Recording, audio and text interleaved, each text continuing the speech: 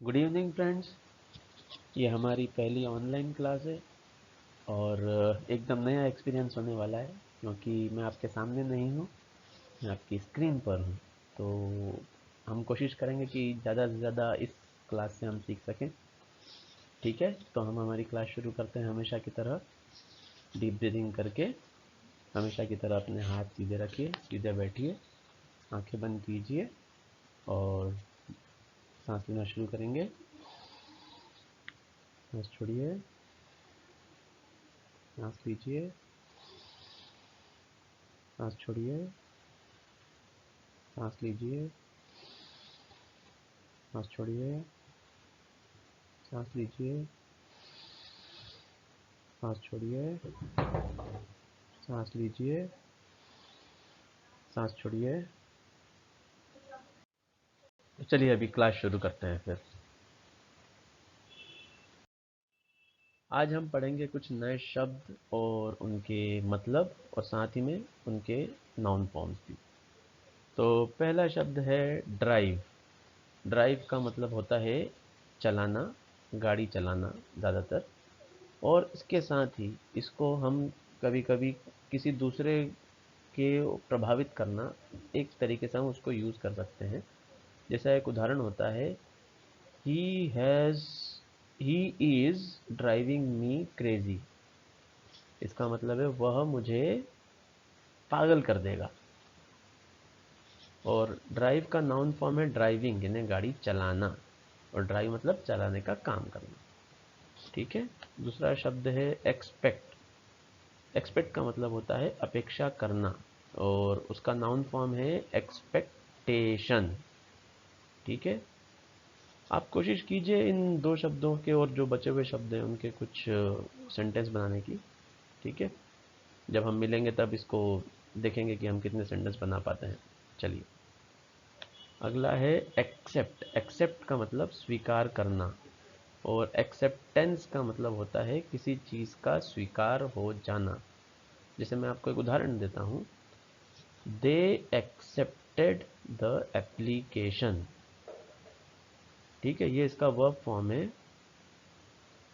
The acceptance was doubtful, यानी दूसरे वाले का मतलब है स्वीकार होना डाउटफुल था, पक्का नहीं था। ठीक है।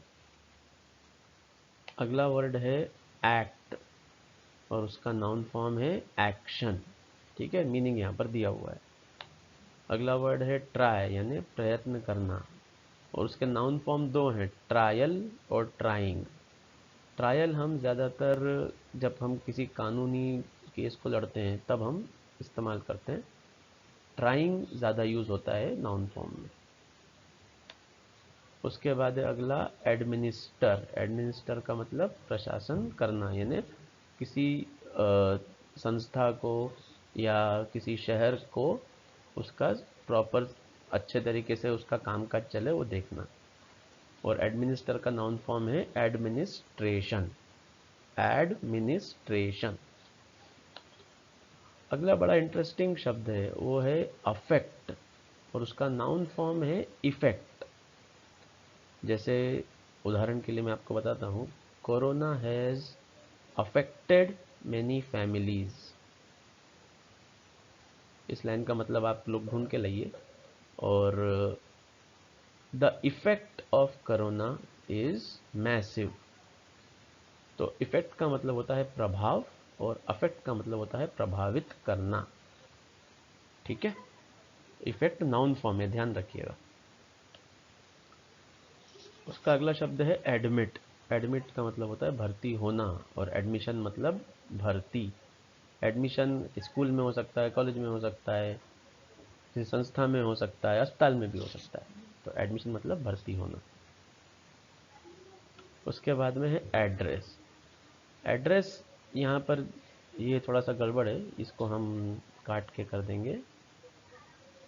मेरे हाँ, एक सेकंड, ये बन जाएगा संबोधित करना, यानी बात करना किसी को, वो होता है एड्रेस। जब हम बोलते हैं कि प्रधानमंत्री राष्ट्र को संबोधित करेंगे ने देश से बात करेंगे, ठीक है। तो ये शब्द यहाँ पर गलत आ गया था, इसका सही मतलब है बात करना। तो हम बोलते हैं प्रधानमंत्री, the prime minister will address the nation, ठीक है। लास्ट शब्द है ऐड। ऐड मतलब जोड़ करना या जोड़ना, उसका नाउन फॉर्म है एडिशन, ठीक है। चलिए अगले पे चलते हैं। इसके बाद हम कुछ ऐसे शब्द देखेंगे जो हम किसी दूसरे व्यक्ति या जगह से उसकी स्थिति क्या है वो हमको बताता है। जैसे पहला शब्द है अबव, ठीक है। और उसका उदाहरण देखते हैं। अबव का मतलब होता है ऊपर, उसका उदाहरण क्या है, उसका एक सेंटेंस जो हमको यहाँ पर मिला है, Mount Everest is 8848 metres above sea level, ठीक है। यहाँ पर आपने देखा है किस तरीके से ये कौन सा शब्द किससे जुड़ा हुआ है, ठीक है। तो इसका भी ध्यान रखिएगा। एक बार इसको वापस रिवाइंड करके देखिए कि कौन सा शब्द से इंग्लिश का कौन सा शब्द या हिंदी कौन सा शब्द से इंग्लिश का कौन सा शब्द बन रहा है, ठीक है। अगला बिलो। बिलो मतलब नीचे। यहाँ पर क्या है उसका sentence, there is a valley below the hill, ठीक है। There is a valley below the hill. उसके बाद है शब्द बिहाइंड। बिहाइंड मतलब पीछे। The snake is hiding behind the box. आप साथ में देखते जाइए कौन से शब्दों से कौन से शब्द बन रहे हैं, ठीक है। ये आपके समझने के लिए, तो इसको वापस दोबारा रिवाइंड करके देखेंगे तो आपको अच्छे से समझ में आएगा। उसके बाद है इन फ्रंट। इसका मतलब होता है सामने। Team captains should stand in front, ठीक है। अगला शब्द है बिसाइड। बिसाइड मतलब पास। He came and sat beside her, ठीक है। अब इसके बाद के जो शब्द हैं उसके मैं आपको मतलब या अर्थ बताता हूँ। इनके वाक्यों में कौन सा शब्द किस शब्द से जुड़ा हुआ है वो आपके लिए होमवर्क है, ठीक है। तो ये आपके लिए होमवर्क है। नियर का मतलब होता है पास, फार का मतलब होता है दूर, ओवर का मतलब होता है ऊपर, और अंडर का मतलब होता है नीचे, ठीक है। कुछ और भी शब्द हैं जो अभी आएंगे और वो भी आपको पता करके बताना है। ये और शब्द हैं यहाँ पे, तो इनका भी आप सबका जो लाइन यहाँ पर लिखी हुई है उनका कौन से शब्द से कौन सा शब्द मेल खा रहा है, कौन से शब्द से कौन सा शब्द मिल रहा है वो आप बताएंगे, ठीक है। पहला शब्द है नियर बाय, उसका मतलब है पास ही। अगला शब्द है फोर्थ, जिसका मतलब है आगे।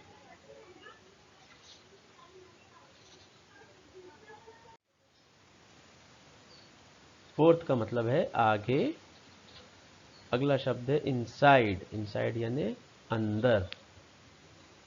उसके बाद एक और शब्द है विद इन। विद इन का भी मतलब अंदर या भीतर होता है, लेकिन हम उसको कहाँ पे यूज़ करते हैं वो लगभग मतलब सेम ही है और कुछ खास फर्क देखने में नहीं आया है।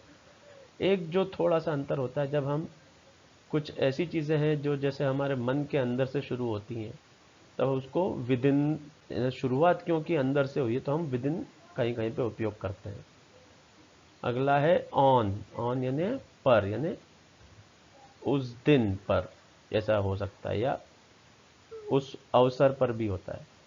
उसके बाद है एट। एट मतलब भी पर होता है, लेकिन यहाँ पर स्थान के हिसाब से पर यूज होता है। अगला है सराउंडेड बाय। सराउंडेड बाय का मतलब है घिरा, से घिरा हुआ, ठीक है।